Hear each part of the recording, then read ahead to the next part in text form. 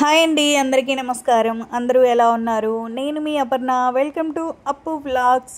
ఈరోజు మన వీడియోలో ఎంతో టేస్టీగా స్పంజీగా ఉండే బన్ దోశలు ఎలా చేసుకోవాలో చూద్దాం రండి. చాలా అంటే చాలా టేస్టీగా ఉన్నాయి. క్రిస్పీగా, లోపల స్పాంజీగా, బయట క్రిస్పీగా, చాలా టేస్ట్ అయితే చాలా బాగున్నాయండి. చూసారు కదా, దీని సైజ్ అనేది మనకి 30 ఇంచ్ సైజులో మనము బన్ దోశలు అనేవి వేసుకోవాలి. ఈ స్ట్రక్చర్ అనేది కాకపోతే మనకి ఇవి ఉడకడానికి కొంచెం 2-3 నిమిషాల టైం అయితే పడుతుంది, కానీ టేస్ట్ మాత్రం చాలా బాగుంటుంది. లోపల ఉల్లిపాయ ముక్కలు కూడా చాలా బాగా ఉడికిపోయాయి కదా, చూడండి ఎలా ఉందో. బన్ లోపల ఎలా అయితే స్ట్రక్చర్ ఉంటుందో అదేవిధంగా ఇక్కడ ఈ బన్ దోశ లోపల కూడా అదే స్ట్రక్చర్ అయితే ఉందండి. ఇంకా ఆలస్యం ఎందుకండి, ఇంకా వీడియోలోకి అయితే వెళ్ళిపోయి మనము ఈ రెసిపీ అయితే నేర్చేసుకుందామా.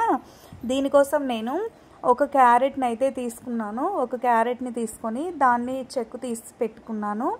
అలాగే 3 పచ్చిమిరపకాయలు, ఒక ఉల్లిపాయ తీసుకొని దాన్ని చెక్కు తీసి దాని ముడి ఉంది కదా, ఆ ముడి అనేది తీసేసుకున్న తర్వాత కొంచెం కొత్తిమీర కూడా తీసుకున్నాను.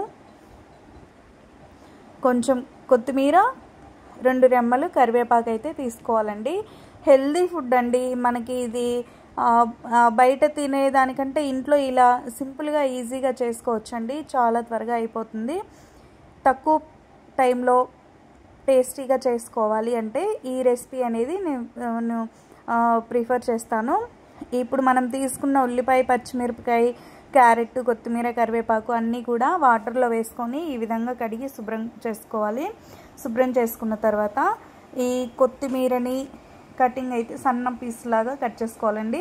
పెద్ద ఆకుల్లాగా అయితే చేసుకోవద్దు, చిన్న పీసుల్లాగే కట్ చేసుకోండి. సన్నగా చేసుకుంటే మనం తినేటప్పుడు కూడా దాని టేస్ట్ అనేది చాలా బాగుంటుంది. ఇలా కొత్తిమీర కట్ చేసుకున్న తర్వాత మిర్చి కూడా అలాగే కట్ చేసుకోవాలి. మిర్చి కూడా సన్నగా కట్ చేసుకోవాలండి, మరీ లావుగా అవసరం లేదు. కరివేపాకు కూడా అలాగే, ఆ ఆకులు అనేవి అలాగే వేయకుండా కరివేపాకును కూడా సన్న ముక్కలుగా కటింగ్ అయితే చేసుకోవాలి. సన్న ముక్కలుగా చేసుకుంటే మనకి తినేటప్పుడు ఆకు అనేది ఎక్కువగా తగలకుండా చిన్న పీసులు కాబట్టి బాగా తినేటప్పుడు బాగా అనిపిస్తుంది. పచ్చిమిరపకాయలు కూడా నిలువుగా చీల్చుకొని దాన్ని ఈ విధంగా సన్న ముక్కలుగా అయితే కట్ చేసి పెట్టుకోవాలి.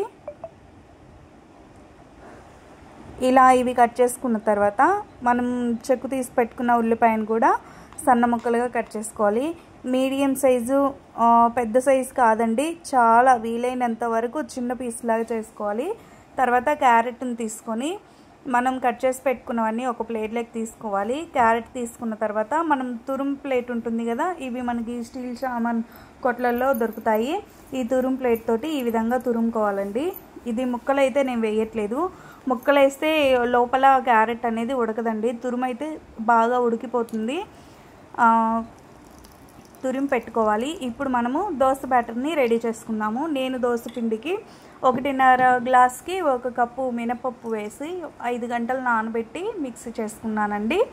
5 గంటలు నానిన తర్వాత 2 గంటలు పిండి పట్టేసి వదిలేసాను. తర్వాత ఈ విధంగా మనం కట్ చేసుకున్న ఉల్లిపాయ, కొత్తిమీర, కరివేపాకు, పచ్చిమిర్చి, క్యారెట్ తురుము ఉంది కదా, ఇవన్నీ వేసేసుకోవాలండి.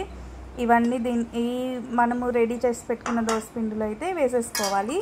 తర్వాత మనకి రుచికి సరిపడినంత ఉప్పు అయితే వేసుకోవాలి.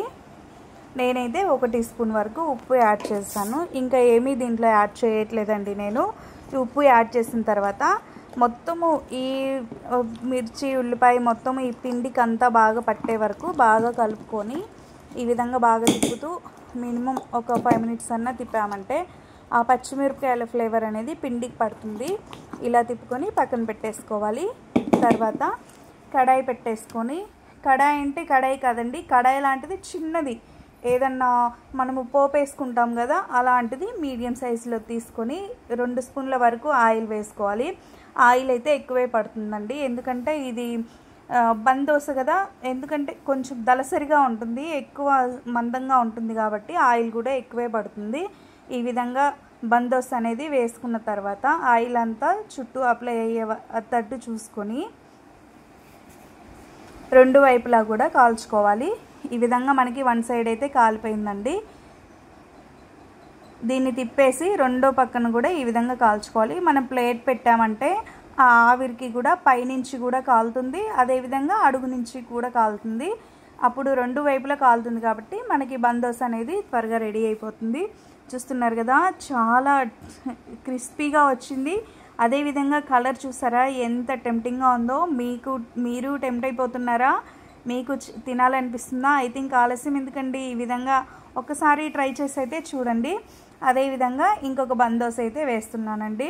ఎవరైనా నా ఛానల్ని సబ్స్క్రైబ్ చేసుకోకపోతే సబ్స్క్రైబ్ చేసుకోండి. పక్కనున్న బెల్ ఐకాన్ని ఆల్ బటన్ మీద క్లిక్ చేశారంటే నేను ఏ వీడియో పోస్ట్ చేసినా నా వీడియోస్ అనేవి మీ వరకు చేరుతాయండి. ప్లీజ్ గైస్, నేను కొత్తగా యూట్యూబ్ ఛానల్ అయితే ఓపెన్ చేశాను. నాకు మీ సపోర్ట్ అనేది చాలా అవసరము. ఎవరైనా వీడియోస్ చూసిన వారు ఒక లైక్ ఇవ్వటం మాత్రం మర్చిపోవద్దు. అదేవిధంగా షేర్ చేయండి, కామెంట్ చేయండి. ఈ రెసిపీ అనేది మీకు ఏ విధంగా వచ్చిందో మీరు నాకు కామెంట్ చేసి చెప్పండి. మీరు ఏదన్నా నాతో షేర్ చేసుకోవాలి అన్న కామెంట్ సెక్షన్లో అయితే కామెంట్ చేయండి. ఓకే అండి, గుమగుమలాడే బందోసులు రెడీ అయిపోయాయి. చాలా క్రిస్పీగా ఎమ్మీగా ఆ స్ట్రక్చర్ చూసారా, ఆ కలర్ చూసారా ఎంత బాగా వచ్చిందో. గోల్డెన్ బ్రౌన్ కలర్లో వచ్చింది కదా, నాకైతే నోరు ఊరిపోతుంది. నేను పచ్చిమిరపకాయల పచ్చడితోటి అయితే తింటున్నాము. 30 ఇంచ వరకు దీన్ని మందం వేసుకోవాలండి. పత్తలాగా వేసుకోవద్దు, పత్తలాగా వేసుకుంటే విరిగిపోతాయి. లోపల చాలా స్పాంజీగా ఉంది స్ట్రక్చర్ అనేది. చూస్తున్నారు కదా, ఆ లోపల బన్కి లోపల ఎలాగైతే లేయర్ లాగా ఫామ్ అవుతుందో గాలి, అదేవిధంగా ఇక్కడ బందోస్లో కూడా అదేవిధంగా లేయర్ లాగా ఫామ్ అయింది. చాలా అంటే చాలా టేస్టీగా ఉంది. ఇంకా ఆలస్యం ఎందుకు, మీరు కూడా ఈ రెసిపీని ఫాలో అయ్యి మీకు ఎలా వచ్చిందో నాకు కామెంట్ సెక్షన్లో కామెంట్ చేయండి. అదేవిధంగా నా ఛానల్ని సబ్స్క్రైబ్ ఎలా చేసుకోవాలో తెలియకపోతే నా ఛానల్ ఓపెన్ చేశాక ఇలా సబ్స్క్రైబ్ బటన్ అయితే వస్తుంది. దాన్ని క్లిక్ చేస్తే బెల్ బటన్ వస్తుంది. బెల్ బటన్ మీద ఆల్ బటన్ మీద క్లిక్ చేశారంటే నా వీడియోస్ నేను ఏవి పోస్ట్ చేసినా మీ వరకు అయితే చేరుతాయి. సబ్స్క్రైబ్డ్ అని ఇక్కడ పడుతుంది చూడండి, పైన సబ్స్క్రైబ్ అయిపోయింది. Okay friends, thank you for the